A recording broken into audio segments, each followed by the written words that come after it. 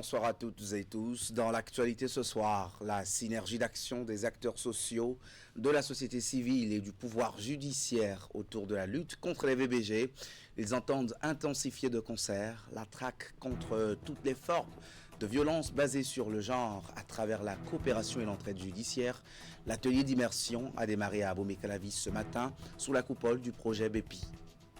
Semakodji, décidé à résorber à jamais les difficultés foncières vieilles de près de 40 ans et qui ont englouti plus de 3 milliards de francs CFA.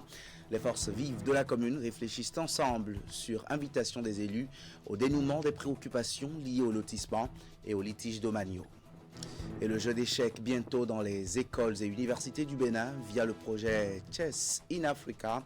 Le Slovaque, grand maître international de jeu et initiateur de ce projet continental, prépare l'opérationnalisation par une descente à Cotonou. Il jauge le niveau d'une vingtaine de jeunes joueurs destinés au haut niveau. Les acteurs de la justice béninoise et les membres de la société civile s'approprient les mécanismes de coopération judiciaire, de lutte contre les violences basées sur le genre. Dans un atelier d'immersion, ils s'intéressent aux difficultés et solutions opérationnelles dans une dimension de criminalité transnationale organisée. Les travaux de 2 jours ont été lancés à l'école de formation des professions judiciaires à Abomey-Calavi ce matin. Compte rendu. Devant les réseaux criminels et l'ingéniosité des officines de criminalité transnationale organisées, la justice béninoise ne compte plus céder à l'obstacle des lignes frontières. Cet engagement est valable dans toutes les matières et plus encore dans la lutte contre les violences basées sur le genre. Nous sommes aujourd'hui à l'ère des ODD et justement l'OD5 nous invite à développer une sensibilité aux genre dans nos initiatives. C'est dans cette logique que nous avons décidé d'appuyer le bureau de coopération et d'entraide judiciaire à l'organisation d'une activité sur le genre et la coopération judiciaire au Bénin. Une activité qui prend la forme de cet atelier d'immersion des acteurs judiciaires et de la société civile sur le genre et la coopération judiciaire au Bénin. Magistrats, officiers de police judiciaire, acteurs de la société civile et des services sociaux étudient donc le phénomène au-delà du cadre domestique ou familial.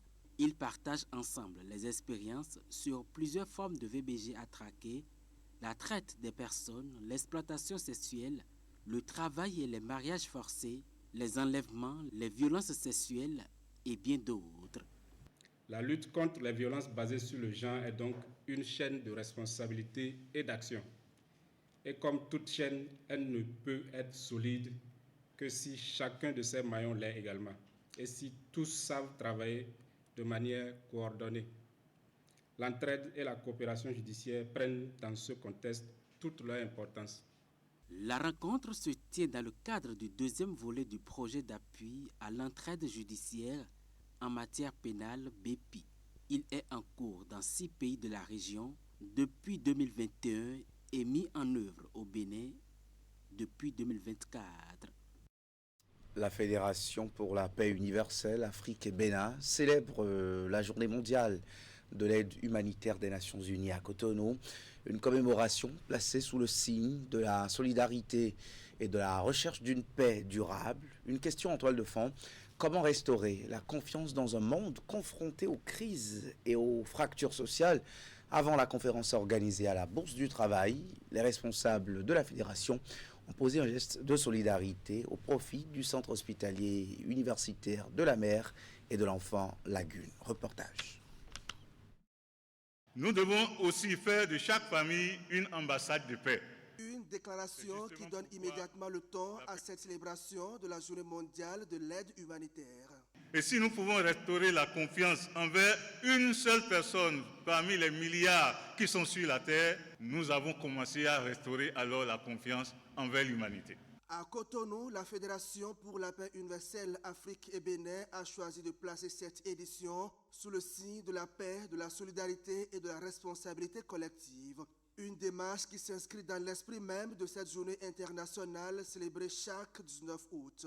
Pour la Fédération, l'action humanitaire ne peut être durable sans la paix et la paix elle-même ne peut être durable sans confiance. Beaucoup de personnes se demandent, mais comment la paix mondiale peut se réaliser? Et beaucoup nous ont posé cette question. Vous pensez que la paix va venir dans ce monde? La réponse est très simple. Le monde commence par une personne. Si vous pouvez restaurer la confiance envers une personne, agir et en considérant une personne comme le représentant de toute l'humanité, vous auriez commencé à semer la paix dans le monde.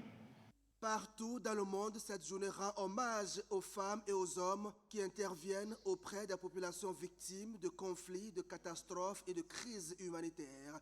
Restaurer la confiance. Que faire pour une paix durable et pour l'humanité maintenant?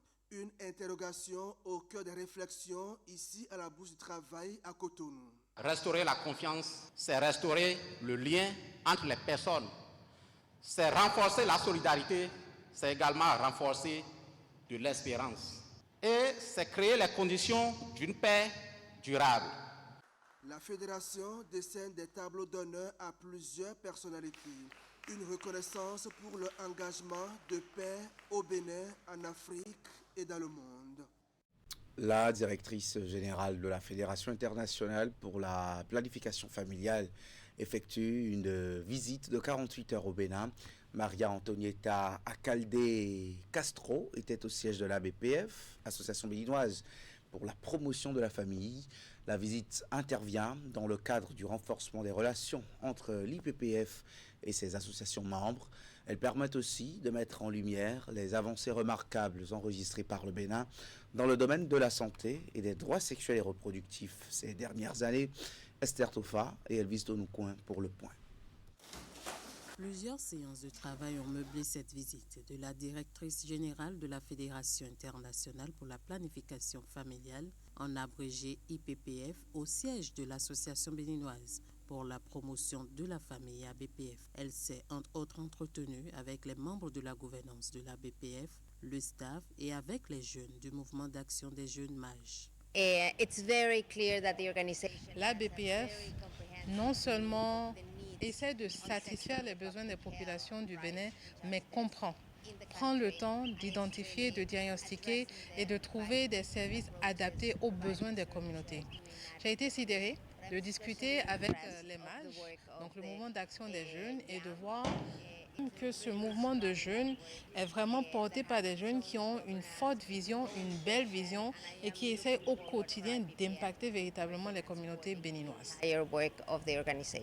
Elle a saisi l'occasion de sa présence au siège de l'association pour effectuer une visite des installations de la clinique, une visite dont elle s'est dite satisfaite.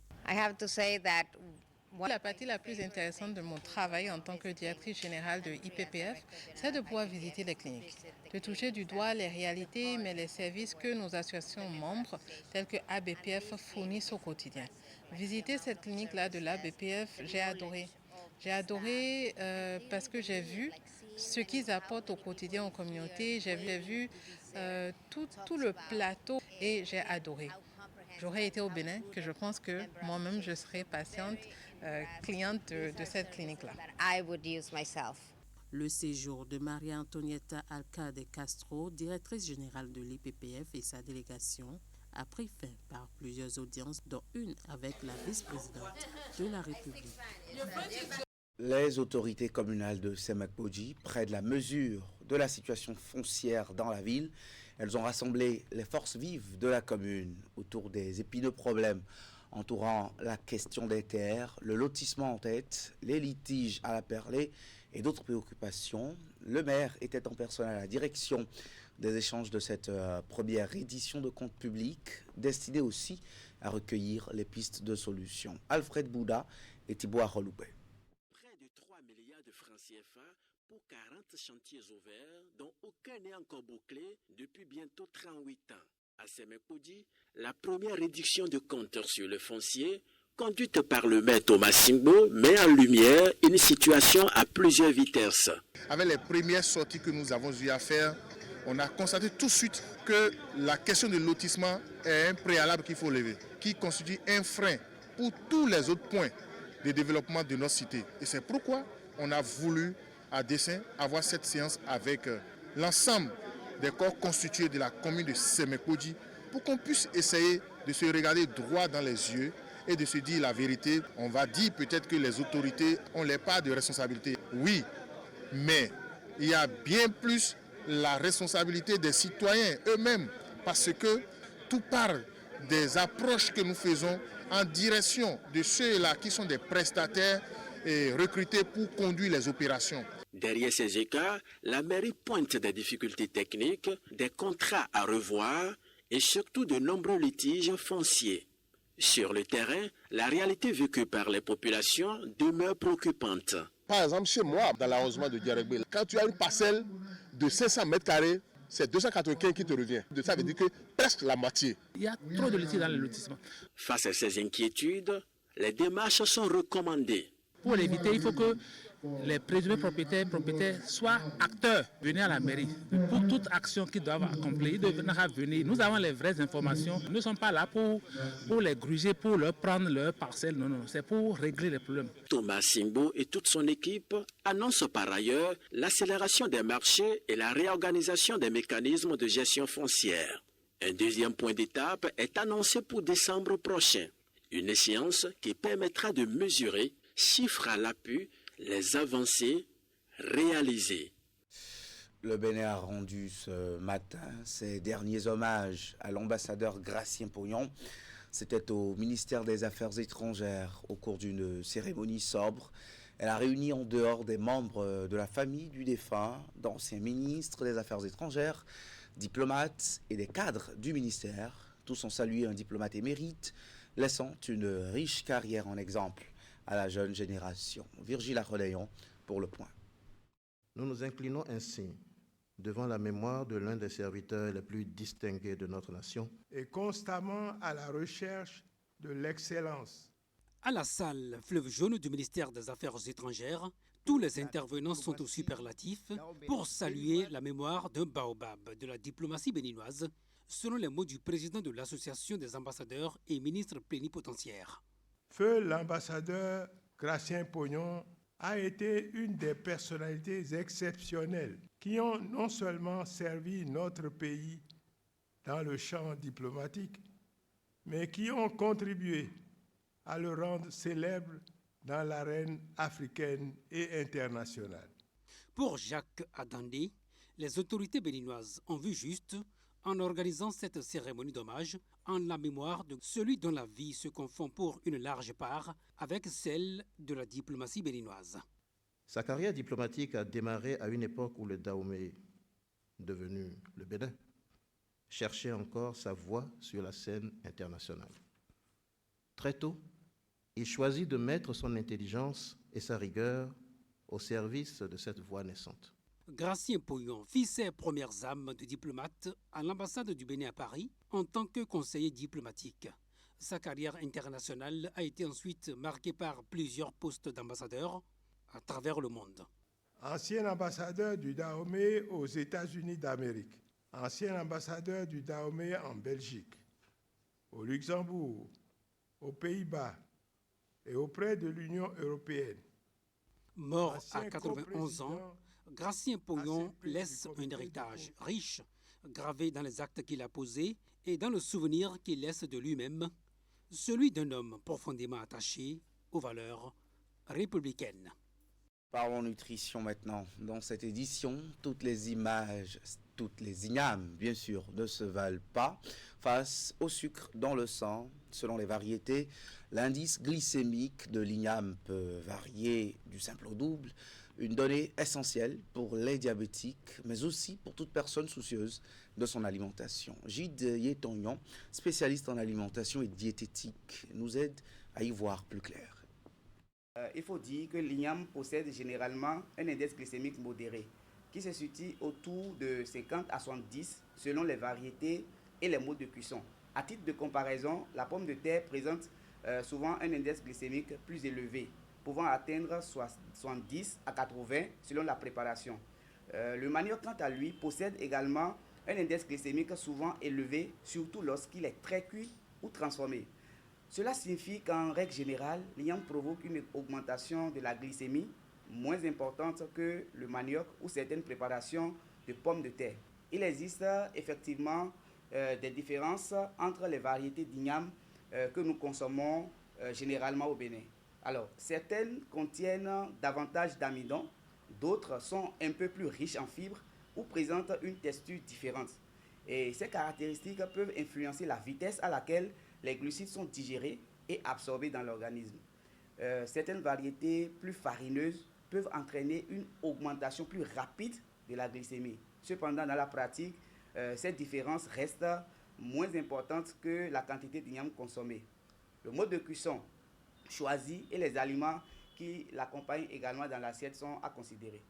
Parlons justement de mode de cuisson, igname pilé, igname bouilli, igname en cossette, comme vous les aimez bien. Chaque mode de préparation et chaque variété raconte une histoire de glycémie différente.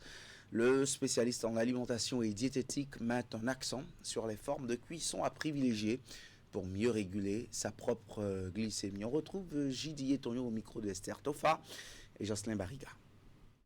Le mode de préparation influence considérablement l'effet de l'igname sur la glycémie. L'igname bouilli est généralement la meilleure option car elle conserve mieux sa structure et est digérée plus progressivement. L'igname pilé, en revanche, est plus facilement digéré parce que sa structure est détruite pendant le pillage, ce qui facilite une absorption plus rapide du glucose. Quant à l'igname frite, elle est beaucoup plus riche en matières grasses et en calories. Même si les lipides ralentissent parfois la vidange de l'estomac, cette préparation favorise davantage la prise de poids et augmente le risque des maladies cardiovasculaires. Deux éléments particulièrement préoccupants chez les personnes diabétiques. Pour cette raison, l'igname bouilli reste la préparation la plus recommandée en diététique. C'est-à-dire, l'igname ne devrait idéalement jamais, je dis bien jamais être consommé seul. Pour limiter les pics de glycémie, il est conseillé de l'associer à des légumes riches en fibres comme le boma, les épinards, le chou, le gombo, les tomates ou le concombre. Les fibres ralentissent l'absorption du glucose dans le sang. Donc, il est également recommandé d'ajouter une bonne source de protéines comme le poisson, le poulet, les œufs, le soja ou les haricots. Les protéines augmentent la sensation de satiété et contribuent à une meilleure stabilité de la glycémie. Enfin, une petite quantité de graisse provenant par exemple de l'avocat ou d'une huile végétale consommée avec modération peut également compléter un repas équilibré à base d'igname. C'était le conseil nutrition. Bon appétit si vous êtes au dîner. On va finir en sport. La promotion du jeu d'échecs au Bénin entre dans une phase nouvelle.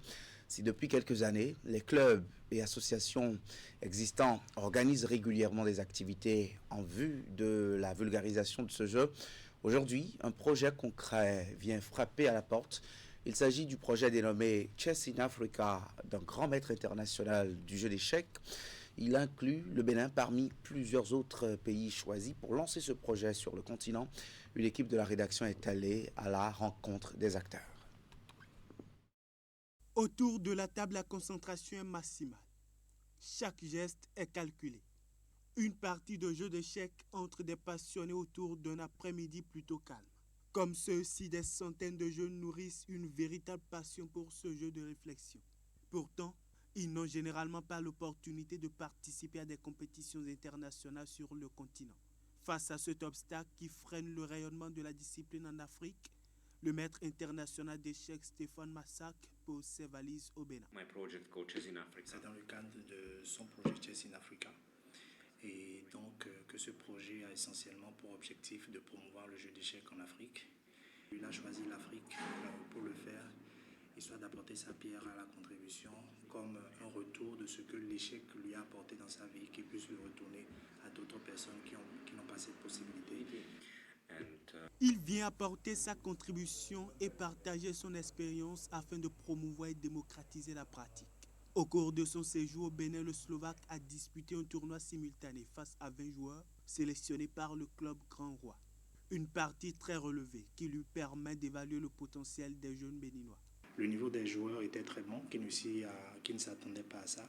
Entre les poteaux, il a fait entre 6 à 7 heures de jeu avec les joueurs qu'on avait. Et l'opportunité maintenant, c'est de pouvoir aider ces jeunes-là à pouvoir participer à des tournois internationaux. Ce constat encourageant ouvre de belles perspectives pour le projet Chess in Africa qui ambitionne d'introduire le jeu d'échecs dans les écoles et universités du Bénin. Cette stratégie vise à détecter les champions de demain afin de les propulser sur les scènes nationales et internationales. Sur place, c'est le promoteur de jeux d'échecs Elfried Dossavi, nommé ambassadeur pour le compte du Bénin, qui aura la responsabilité de piloter le programme. Voilà, c'était le dernier reportage de ce journal. Merci de l'avoir suivi. Merci aussi de rester fidèle à nos programmes sur Canal 3 Bénin.